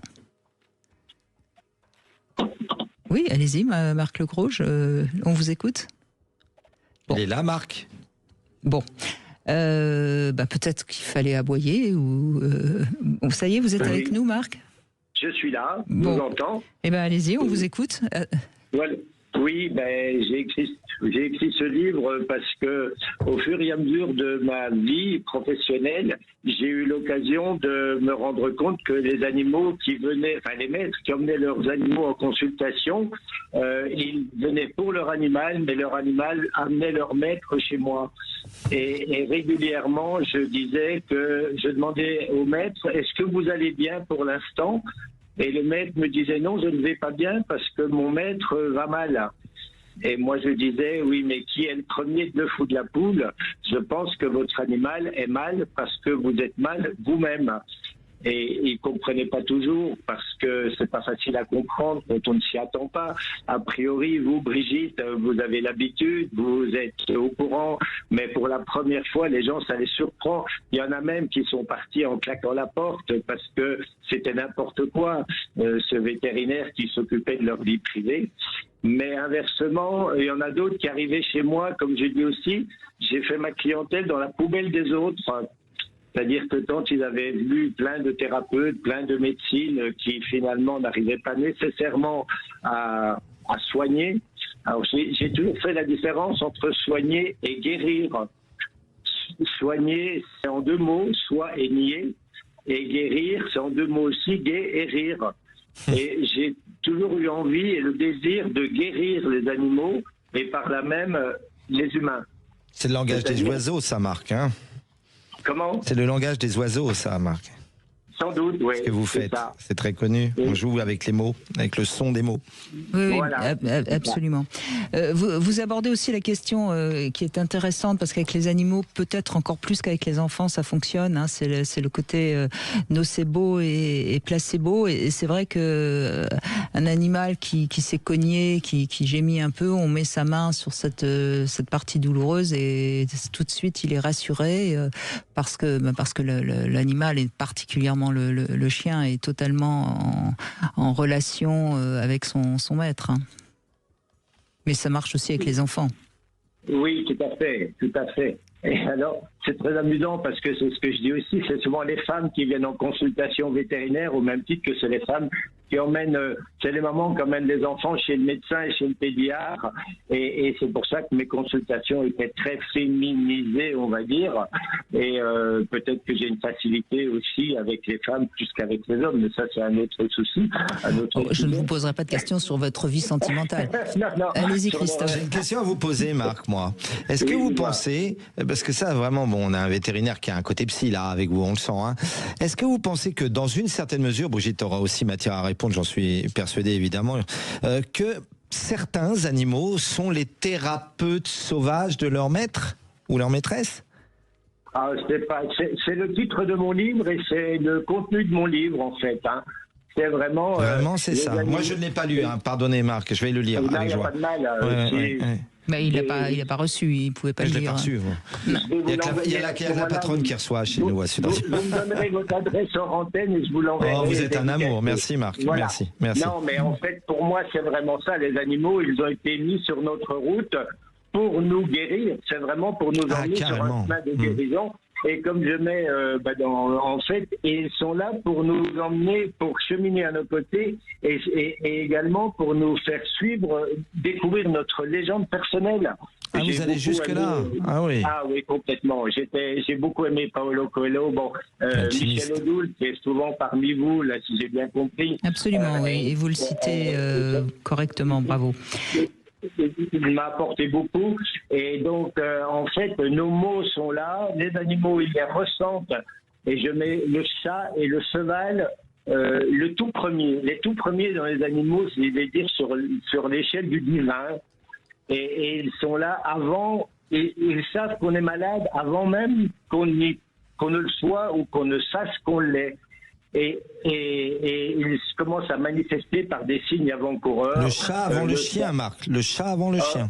Oui, parce que j'ai ce ressenti en fait que le chien... Oui, mais parce que je pense que c'est parce que vous aimez beaucoup les chats, vous en parlez beaucoup dans votre livre. Parce que moi je me rappelle de YouTube où je vois un chien qui fait 50 km parce que son maître est tombé dans une crevasse, qui va tirer le pantalon des pompiers. Je pense qu'un chat il en a rien à cirer, moi. Mais je suis d'accord, moi je suis plus... je pense qu'un chat on a rien à cirer, Marc. Je pense que les chiens... Et d'ailleurs, un chat est incapable de faire ça, Marc, vous voyez. Non, tout à fait. Mais non, mais le chat c'est le préventif.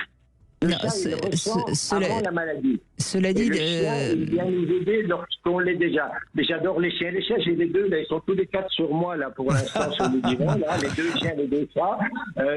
En tout cas, dans ce livre Animaux, amis de nos mots aux éditions EDM, Marc Legros, vous racontez beaucoup d'histoires d'animaux, pas uniquement chiens, chats, chevaux d'ailleurs. Hein. Vous parlez de ce taureau qui vous a fait prendre conscience qu'il fallait changer de vie. Vous parlez des vaches. Vous parlez de beaucoup d'animaux. Ah ouais. Et vous racontez beaucoup d'histoires. Je pense notamment à cette femme qui vient avec son chien qui avait des boules, des boules au niveau et à un moment donné, vous lui posez la question et puis elle vous dit non, mais tout va bien. Et puis sa fille dit mais enfin maman, ton divorce. Et tout d'un coup, la femme réalise qu'en effet, elle est dans un divorce très très difficile et elle répond il est hors de question que mon chien meure à cause de ce con de mari. Et le chien a guéri très vite de ses boules une fois que la femme a accepté de divorcer. Bon, c'est des petites histoires, on y croit ou on n'y croit pas, mais c'est des histoires vraies quand même. Mais je n'en doute point, mais j'ai le droit de dire qu'on y croit ou on n'y croit pas, parce que je sais qu'il y a des personnes qui quand même ont plutôt tendance à être très cartésiens et qui peut-être n'y croiront pas beaucoup, mais moi je suis une amie des animaux. Il y a quelque chose d'un peu chamanique, on pourrait dire peut-être dans ce que vous racontez. Oui, j'ai pas cette prétention, mais j'ai écrit vraiment ce que j'ai vécu au fil des années, quoi. Ouais. Voilà, et ça s'appelle Animaux, amis de nos mots, c'est aux éditions EDM. Merci beaucoup Marc Legros. Marc. Merci à vous. On fait une petite pause et puis on va revenir sur les saboteurs qui sont en nous avec Christophe Médici. 14h-16h, Brigitte Lahaie, Sud Radio. Christophe Médici est avec nous et on parle de notre saboteur.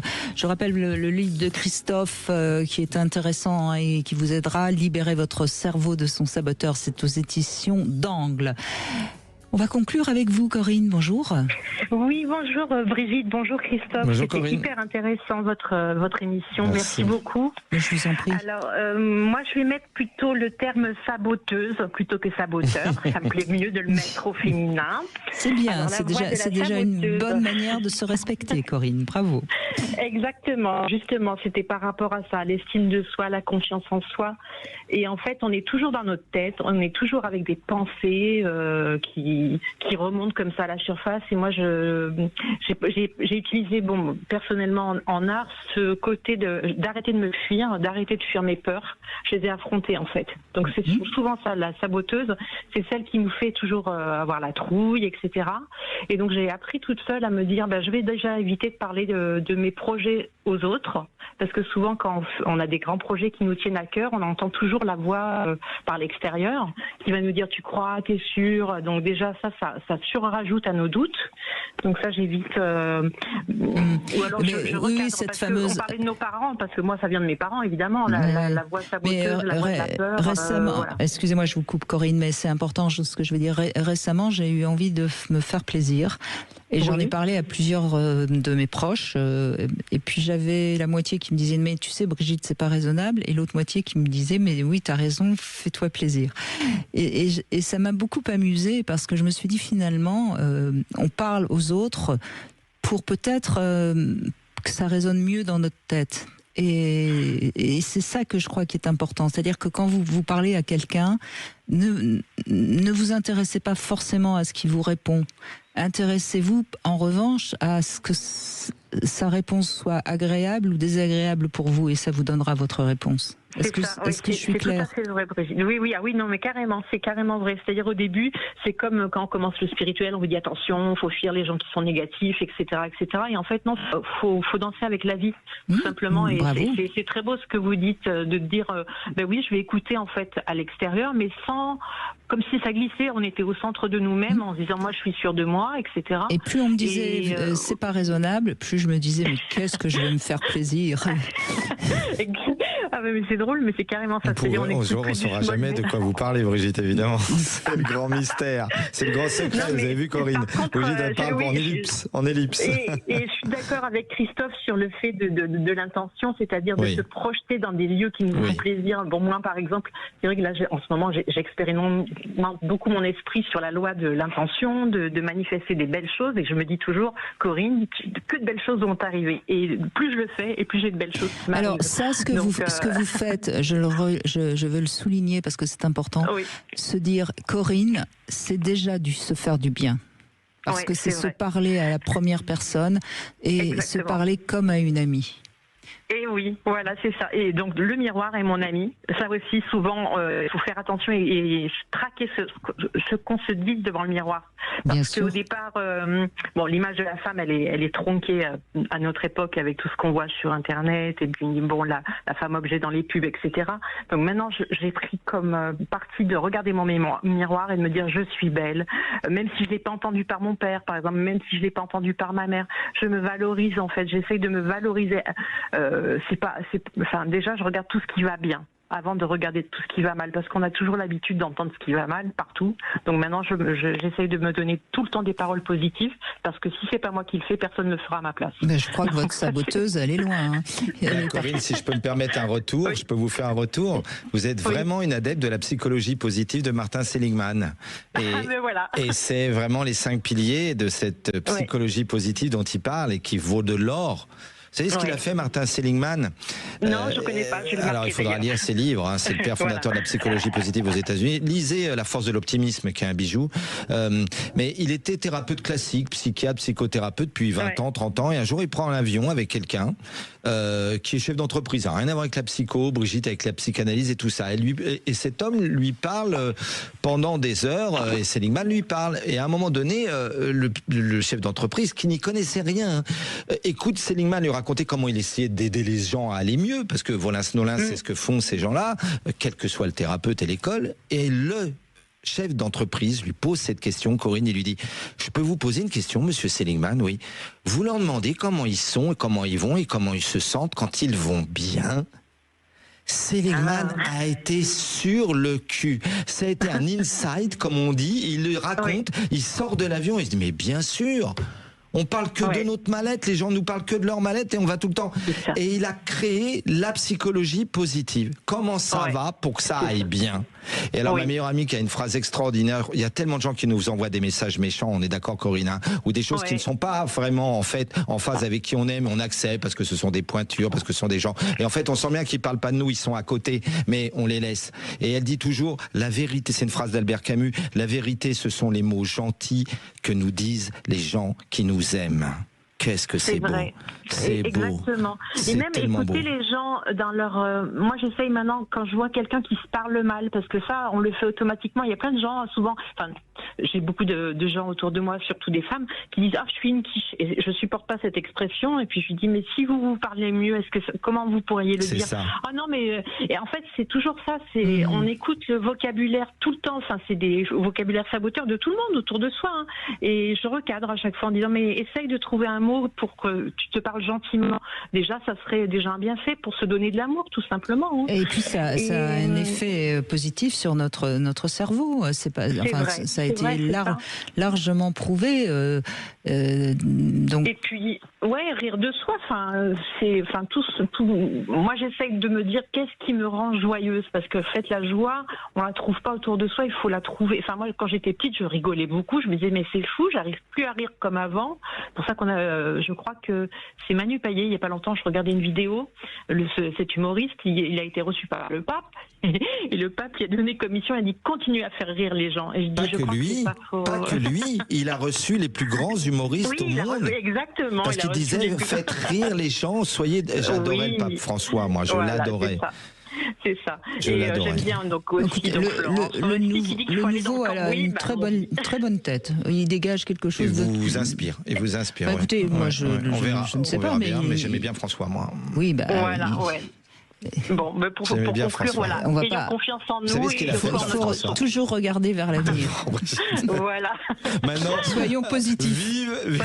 Vive. Il a pris quoi? Paul IV, non? Léon IV. Vive Léon IV. Léon XIV. 14. Vive Léon IV, qui est un Américain. Il a choisi Léon XIV parce que Léon XIII a eu l'apparition de Saint Michel Archange, et du coup, comme il aime beaucoup Saint Michel Archange, il a pris la suite en se disant voilà, comme il faut défendre le mal et qu'en ce moment on est en plein dans les guerres, il va donner le porté de... Oui, non, il faut pas défendre le mal, Corinne. Il faut pas défendre le mal, mais il a pris Saint-Michel Archange pour justement apporter la paix et dire que voilà, il veut... On sent que vous aimez l'angéologie, hein.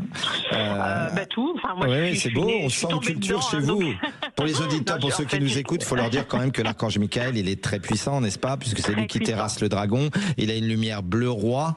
Et il a que je l'ai vu, et il a une aura de plus de 200 km, donc arrêtons de faire des petits angelots en peinture, parce que moi je fais de la peinture, et donc les archanges ont des auras, mais de plus de 200 km autour de nous, donc quand on prie un ange, on sait à quelle puissance on s'adresse. Voilà, c'est surtout ça. À part ça, vous n'êtes pas passionné d'angéologie, Corinne, hein? On sent qu'on pourrait... Mais bien sûr, Corinne, et ce que j'ajouterais, parce qu'après tout on a le droit de ne pas croire aux anges, mais de toute façon, croire aux anges, c'est de l'effet placebo, et donc on se fait du bien, et c'est ça aussi le but de la religion, c'est de se faire du bien, de croire en l'amour, de croire dans le bien, et de pas laisser le mal nous envahir par toutes les pores de notre peau. Et c'est en ce sens que votre bon optimisme, votre joie qu'on entend, Corinne, elle est formidable. Moi je suis ravie de terminer l'émission avec vous, parce que sur une émission je peux ajouter encore une chose. Mais bien sûr. Évitons d'être dans notre passé avec nos blessures. Prenons le moment présent. Autour de nous, il y a tellement de belles choses dans le moment présent que dès qu'on se barre dans nos blessures, dans tout ce qu'on a reçu avant, tant pis, c'est pas grave.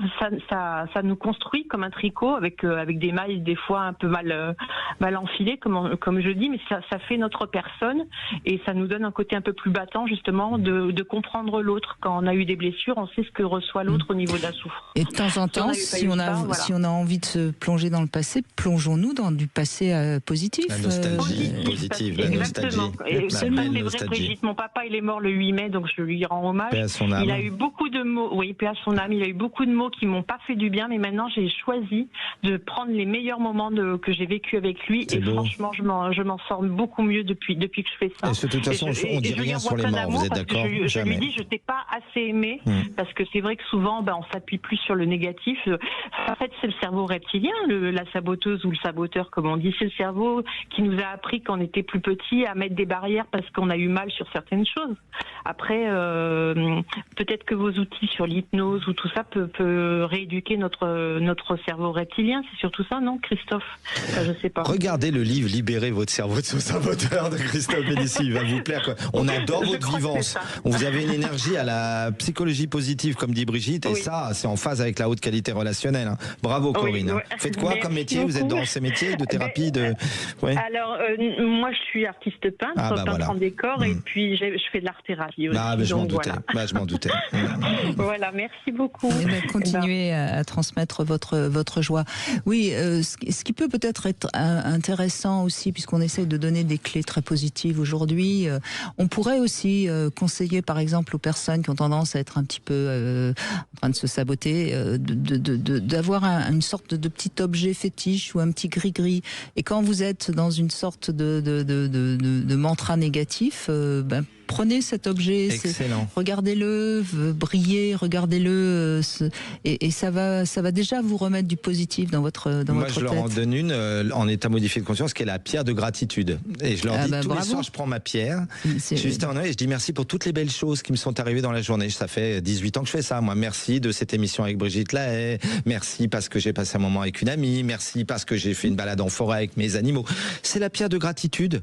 Parce qu'il n'y a rien de mieux que la gratitude, Brigitte. Je crois que j'ai écrit un livre là-dessus, non? Dans la collection Psychologue. Mais c'est vrai que c'est bon. Mais bien sûr. Et n'hésitez pas à donner, à offrir à vos amis des petits objets qui sont des objets symboliques de positifs. Vous m'aviez offert une médaille Saint-Christophe qui est dans ma voiture, absolument. Elle vous protège partout où vous allez quand vous roulez. Exactement. Saint-Christophe, il protège. Voilà. Et puis comme ça, on se fait du bien tous. Et on améliore notre joie de vivre et on laisse un petit peu notre saboteur au placard. Hein? Oui, parce que franchement, si on se met sur le dark continuellement, on va l'entendre. Hein. Vraiment, donc le positif, la psychologie positive. Donc personne ce soir, promis, n'écoute les chaînes d'infos. Quoi qu'encore, si on parle du pape, ça va. C'est pas du négatif pour une fois. Bon, en tout cas, merci à tous d'avoir réagi. Merci beaucoup, Christophe, de cette capacité, cette énergie que vous avez pour toujours transmettre beaucoup de messages positifs à ceux qui nous écoutent. Merci à vous. Alors, je rappelle une dernière fois votre livre, Libérez votre cerveau de son saboteur, aux éditions d'Angle. Et si vous avez envie de vous inscrire au stage de Christophe Médicis, fin juin, c'est sur hautequalitérelationnelle.fr. Il y a toutes les dates de toutes les régions.